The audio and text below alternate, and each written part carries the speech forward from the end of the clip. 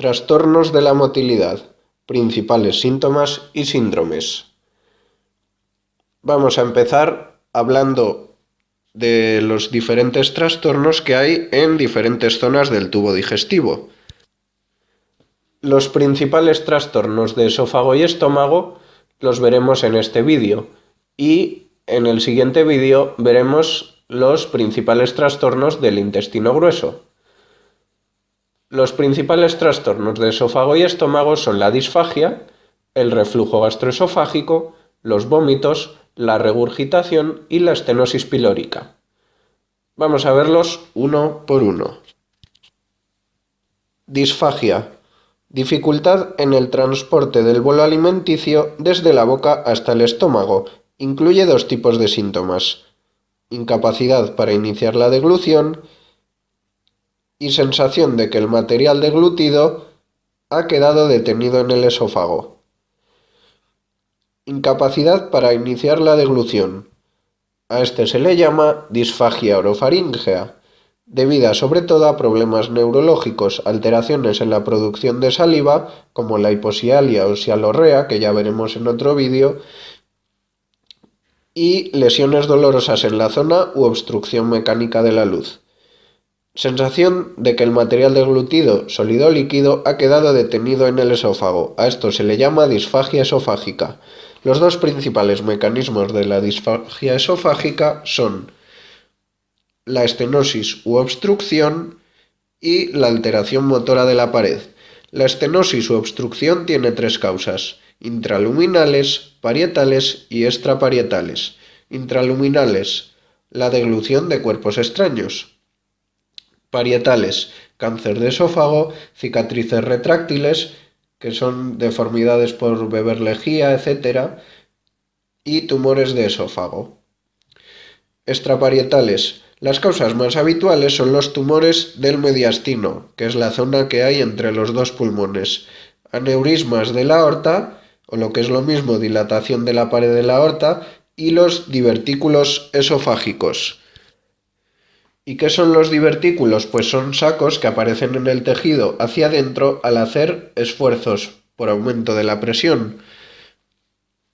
Se considera un prolapso de la mucosa y la submucosa. Y luego el otro mecanismo de la disfagia esofágica es la alteración motora de la pared. El ejemplo más característico de disfunción motora es la esclerodermia, en la que, al atrofiarse las fibras musculares y ser sustituidas por tejido conjuntivo, se hace rígida la pared del esófago y no son posibles las ondas peristálticas propulsivas. La acalasia, A quiere decir sin y calasia, relajación, es una enfermedad de causa desconocida que se caracteriza por el fallo en la relajación del esfínter esofágico inferior.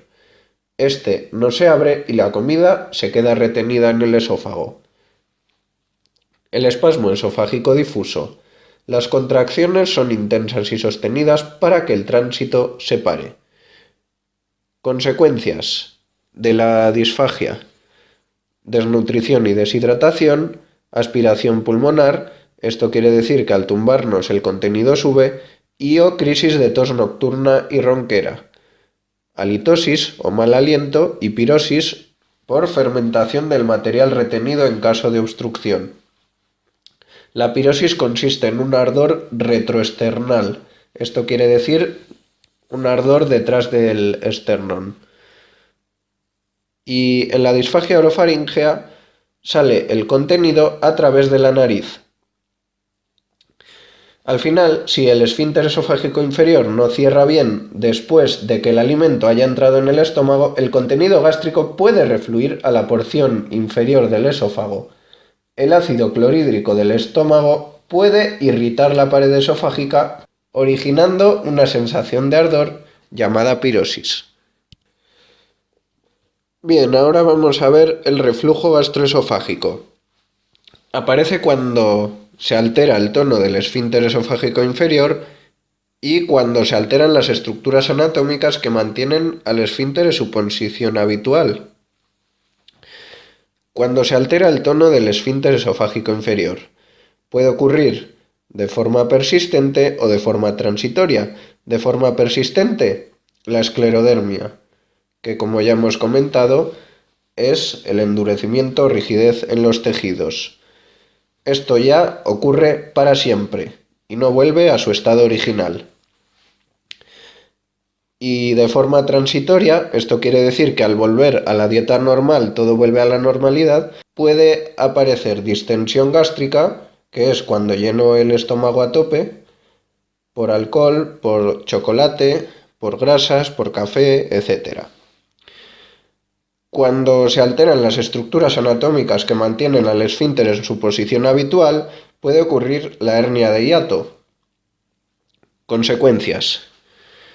Tenemos la pirosis, que es dolor, ardor por irritación en las terminaciones nerviosas, la esofagitis por reflujo o inflamación del esófago, la metaplasia, que es un cambio de un epitelio maduro por otro epitelio maduro bien diferenciado, más adaptado a las nuevas circunstancias, y a esta metaplasia se le denomina esófago de Barrett. Cambian las células del epitelio plano estratificado por epitelio cilíndrico, porque protege de la secreción ácida. Se pueden desarrollar úlceras y tumores.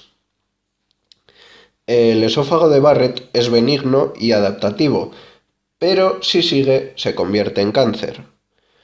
Broncoespasmos, desencadenados por aspiración del material refluido a las vías aéreas. Los broncoespasmos son dificultad respiratoria ocasionada por la repentina contracción de la musculatura lisa de las paredes de los bronquios y estímulo de las secreciones orofaríngeas, sentido biológico protector, ya que el aumento de la saliva diluye y neutraliza el ácido refluido.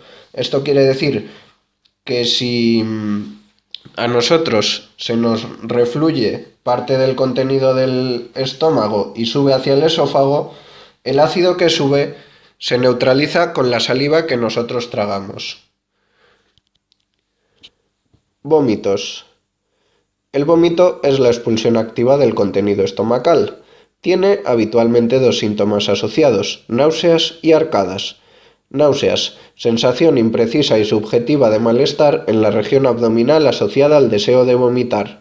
Arcadas, vómitos frustrados. Esto quiere decir que haces el esfuerzo de vomitar, pero no sale. Mecanismos. Pueden ser de dos tipos. Vómitos centrales. Irritación de las estructuras del encéfalo.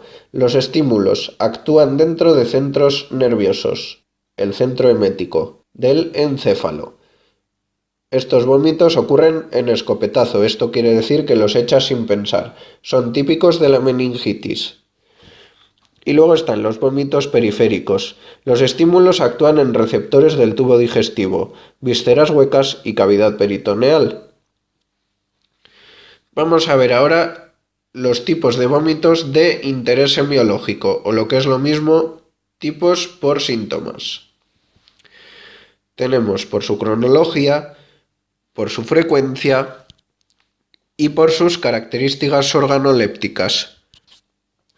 Los matutinos son típicos del embarazo, del alcoholismo y de la rinofaringitis. Los postprandiales pueden ser precoces o tardíos. Los precoces son 2 o 3 horas después de comer y puede conllevar a lesiones gástricas y duodenales, úlceras, y los tardíos ocurren más de 6 horas después de comer y esto conlleva a una estenosis pilórica.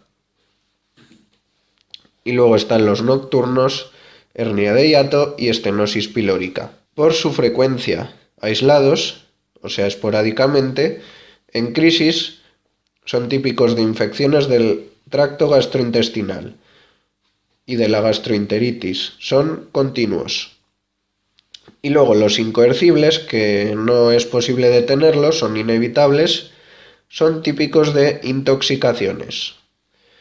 Por sus características organolépticas, el aspecto, sabor y olor del material vomitado permite distinguir varios tipos: alimenticios, acuosos, biliosos, porráceos y fecaloides. Alimenticios. Son reconocibles los alimentos ingeridos. Son típicos de la estenosis pilórica. Acuosos. Son un líquido claro, ya que lo que contienen es secreción gástrica, ácidos y son de olor penetrante. Se ven en la úlcera gastroduodenal, dejan mal sabor y acidez en la boca. Biliosos. Se caracterizan por un color amarillo verdoso y un sabor amargo. Porráceos. Son de color verde, como los puerros, e indican la expulsión del contenido del intestino delgado. Son típicos del íleo. Fecaloides. Tienen aspecto y color como las heces, que es lo que realmente son. Aparecen también en el íleo, pero en periodos muy avanzados. Consecuencias de los vómitos. Pues esofagitis y las erosiones del esmalte de los dientes por efecto del HCl estomacal. Desnutrición, deshidratación y alteraciones en el medio interno. Lesiones esofágicas de origen mecánico. Los vómitos violentos pueden dar lugar a laceraciones, hemorragias por desgarro, de la mucosa y submucosa del esófago distal y cardias provocando hemorragias. Neumonías aspirativas, lo que es inflamación del tejido pulmonar. Cuando el paciente se atraganta y le pasa el contenido a las vías respiratorias, se inflama el tejido. Otra de las patologías es la regurgitación. La regurgitación es la expulsión por la boca del contenido retenido en el esófago y alguna vez en el estómago. La regurgitación se diferencia con el vómito por varios datos. Se desarrolla sin náuseas. La contracción de la musculatura abdominal no contribuye a la expulsión del material. El material regurgitado no está digerido. No contiene ni HCl ni bilis. Suele deberse a obstáculos mecánicos o funcionales, disfagia. Y por último, vamos a ver la estenosis pilórica. Corresponde a la dificultad de paso del contenido desde el estómago hasta el duodeno por la disminución del calibre de la región pilórica. Tenemos tres causas que dificultan el tránsito. La hipertrofia congénita del píloro, o lo que es lo mismo, el aumento del tamaño de las células de la pared del píloro, se produce un aumento del grosor de la pared.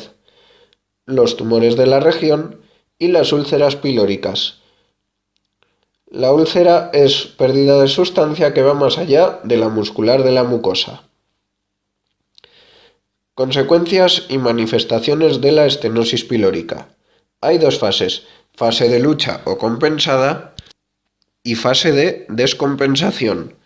Fase de lucha o compensada. En esta fase aumenta la actividad peristáltica gástrica para vencer el obstáculo, con lo que el estómago se vacía, aunque con retraso. Por otro lado, también aumenta la secreción, pues al estar alargado el tiempo de contacto de la mucosa con los alimentos, se prolonga la fase gástrica. Fase de descompensación. La musculatura gástrica termina agotándose tras la fase anterior, de tal forma que se produce la retención de alimentos y secreciones. Estas acumulaciones dan lugar a las dos manifestaciones características del síndrome, el dolor abdominal y los vómitos tardíos.